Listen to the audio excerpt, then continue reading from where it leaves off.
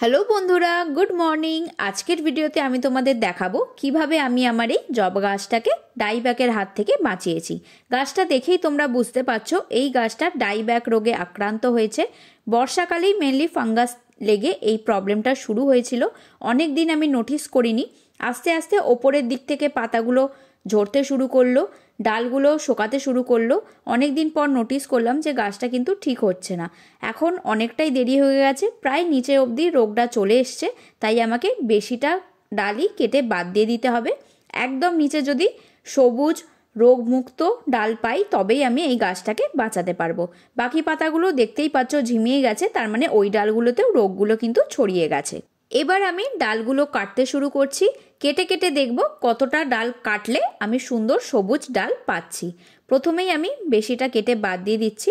কেটে আমি তোমাদের দেখাবো ডালগুলো ভেতর থেকে কেমন দেখতে লাগছে। দেখেই তোমরা বুঝবে একদম শুকিয়ে গেছে বা পচে গেছে, সেটা তোমরা কাটার পরই বুঝতে পারবে। এগুলো দেখছো পাতাগুলো ঝিমিয়ে গেছে, এগুলো রেখে কোনো লাভ নেই, কারণ এই ডালটাতেও পুরোপুরি রোগটা কিন্তু ছড়িয়ে গেছে। এগুলো আমি কেটে বাদ দিয়ে দেবো।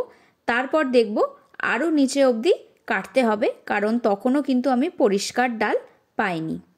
তো এই ডালটাও আমি কেটে দিচ্ছি। এবার যে মোটা কাণ্ডটা সেটাও আমি অনেকটাই কেটে বাদ দিয়ে দিলাম। এবার আমি তোমাদের কাছ থেকে দেখাচ্ছি, দেখো ডালগুলো কিন্তু ভেতর অবধি একদম পচে গেছে, একটুও ভালো নেই, আর পুরোটাই উপর থেকে শুকিয়ে গেছে। দেখেই বোঝা যাচ্ছে গাছটা কিন্তু ঠিক হবে না, তাই এই ডালগুলো রাখারও কোনো মানে হয় না। আর একদম নিচ থেকে কেটে দিলাম। ছালটা ছাড়ানোর পরই তোমরা দেখতে পাচ্ছ বাইরে থেকে মনে হচ্ছে হয়তো শুকনো, কিন্তু ভেতরটা কিন্তু পচে গেছে। দেখেই বোঝা যাচ্ছে এই গাছটা খুব খারাপভাবে আক্রান্ত হয়েছে। আর অনেক দিন যেহেতু আমি কোনো রকম ফাঞ্জিসাইডও ইউজ করিনি গাছে, সেই থেকে আরও কিন্তু এই রোগটা এই গাছে পুরো ছড়িয়ে গেছে। আমার কাছে এই মুহূর্তে সাফ ফাঞ্জিসাইডটাই আছে, তো সেইটাই আমি অল্প পরিমাণ নিয়ে তার মধ্যে অল্প একটু জল দিয়ে একটা হালকা পেস্ট মতো বানিয়ে নিচ্ছি। খুব লিকুইডও নয়, আবার খুব যেন ঘনও না হয়ে যায়, মাঝামাঝি একটা কনসিস্টেন্সি রেখে আমি একটা পেস্ট বানিয়ে নিচ্ছি। আর একটা আমি পরিষ্কার তুলি নিয়েছি, যেটা দিয়ে গাছের ডালটায় আমি খুব ভালো করে এই ফাঞ্জিসাইডটা অ্যাপ্লাই করে দেব। গাছটা আমি যতটা কেটে দিয়েছি সেই কাটা জায়গাতে আমি তো দেবই, তাছাড়াও পুরো ডালটাতেই যতটুকুনি বাঁচাতে পেরেছি, যতটুকুনি সবুজ আছে পুরো ডালটাতেই ভালো করে একদম মোটা করে অ্যাপ্লাই করে দেব। প্রথমবার অ্যাপ্লাই করার পর একটু ড্রাই হয়ে গেলে আরও একবার এইটা আমি একই দিনে অ্যাপ্লাই করে দেব। তারপর কিন্তু মাটিতে খুব বেশি জল দেব না, কারণ গাছটার যেহেতু এখন ডাল বেশি নেই, খুবই ছোট, এই একটা ছোট ডালই আমি বাঁচাতে পেরেছি। তো সেই কারণে এখন গাছটাতে একদমই বেশি জল লাগবে না। এখন অল্প অল্প হালকা ময়েস্ট মাটিটা রাখবো। আর এরমভাবেই যতদিন না গাছ বড় হচ্ছে ততদিন এরম কম জল দিয়েই আমি গাছটাকে একটু ছাওয়া ছাওয়া জায়গায় রেখে দেবো। এবার তোমরা দেখতেই পাচ্ছ যতটুকুনি আমি পরিষ্কার ডাল পেয়েছিলাম, বাঁচাতে পেরেছিলাম, সেই পুরো জায়গাটায় আমি খুব ভালো করে সাফ ফাঞ্জিসাইডটা অ্যাপ্লাই করে দিয়েছি। আর যেহেতু মাটিটা একটু বেশি ভিজে ছিল, তাই জন্য একটু অল্প করে খুঁড়ে দিচ্ছি, যাতে জলটা তাড়াতাড়ি শুকিয়ে যায়, বেশিক্ষণ মাটিতে যেন জলটা বসে না থাকে। তো এভাবেই একটু মাটিটা খুঁড়ে খুঁড়ে আমি একটু শুকানোর জন্য রেখে দিচ্ছি। তাতে কিন্তু গাছটা একটু হলেও অক্সিজেন বেশি পাবে আর জলটাও তাড়াতাড়ি শুকিয়ে যাবে, তার ফলে গাছটায় লাভই হবে।